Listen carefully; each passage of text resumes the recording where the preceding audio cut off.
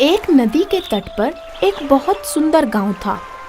गांव के लोग मेहनत मजदूरी करके अपना जीवन व्यतीत करते थे। इस गांव में रामू नाम का एक गरीब चरवाहा था जो अपनी मधुर आवाज के लिए प्रसिद्ध था।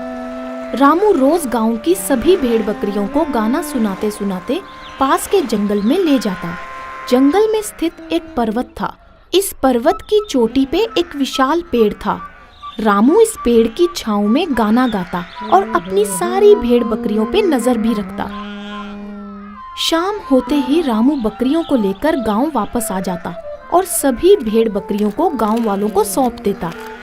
दिन भर कड़ी धूप में भेड़ बकरियों को चरवाने के लिए उसे एक सिक्का मिलता। ये सिक्का रामू घर ले जाता। माँ, बहुत भूख लगी है। चीनू, चलो खाना खाते हैं।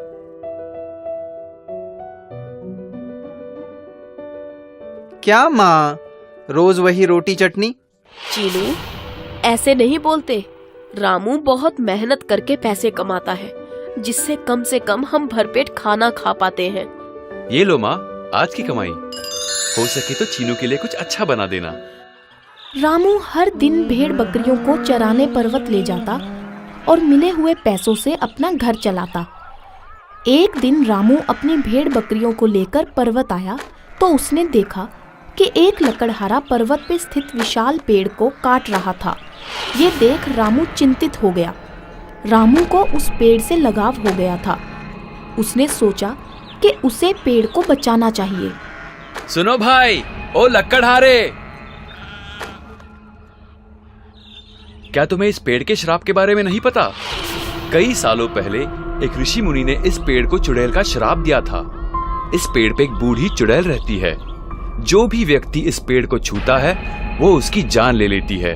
इससे पहले कि वो चुड़ैल आए और तुम्हें मार दे, तुम यहाँ से भाग जाओ। लकड़हारे को गिरता देख रामू हंसने लगा। तभी उस पेड़ की आत्मा प्रकट हुई।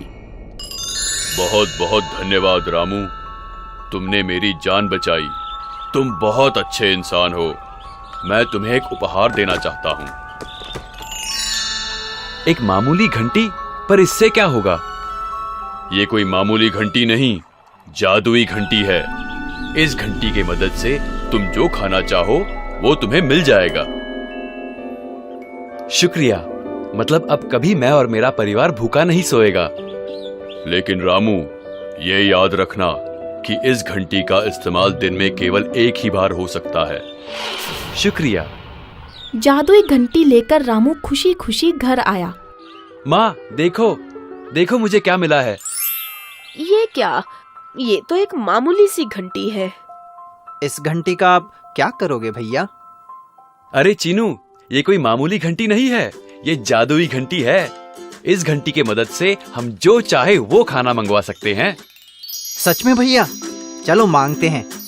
तो बताओ तुम्हें क्या खाना है चीनू? मुझे रोटी, चावल, पनीर, दाल और जलेबी खानी है।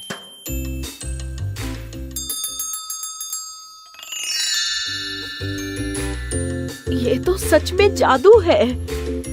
देखा, मैंने कहा था ना माँ। फिर क्या था, रामू रोज खुशी खुशी भेड़ बकरियां चराने जाता क्योंकि अब उसे खाने की चिंता नहीं रही। एक दिन रामू को बहुत भूख लगी थी और वो घर आया। घर आके उसने देखा कि चीनू ने पहले ही खाना मंगा लिया है और लगभग सब खत्म हो चुका है। उसने फिर से घंटी बजाई पर इस बार कुछ भी नहीं आया। तब उसे वो बात याद आई कि जादुई घंटी केवल दिन में एक ही बार इस्तेमाल हो सकती है। अपनी भूख और खाली बर्तन देखकर रामू को थोड़ा गुस्सा आया। उसने ये सोचा कि उसे ये घंटी अपनी भूख मिटाने के लिए मिली थी। उसने निर्णय लिया कि कल से जब वो पर्वत पे जाएगा तो जादुई घंटी अपने साथ ले जाएगा। रामू अपने साथ जादुई घंटी ले गया और यहाँ घर पे चीनू और उसकी माँ घंटी ढूंढ रहे थे। उन्होंने सुबह से कुछ नहीं खाया। उन्हें बहुत भूख लगी थी। जब घंटी नहीं मिली तब माँ बेटे बैठकर रामू की राह देखने लगे। शाम हो गई और रामू आ गया। रामू को देखकर, भैया बहुत भूख लगी है और वो जादुई घंटी भी नहीं मिल रही। अरे यहाँ है। तुम इसे अपने साथ ले गए, पर क्यों? बेचारा चीनू सुबह से भूख के मारे तड़प रहा है। क्या तुम सिर्फ अपना पेट भरना चाहते थे? नहीं माँ, ऐसी बात नहीं है। भैया, आपने ऐसा क्यों किया?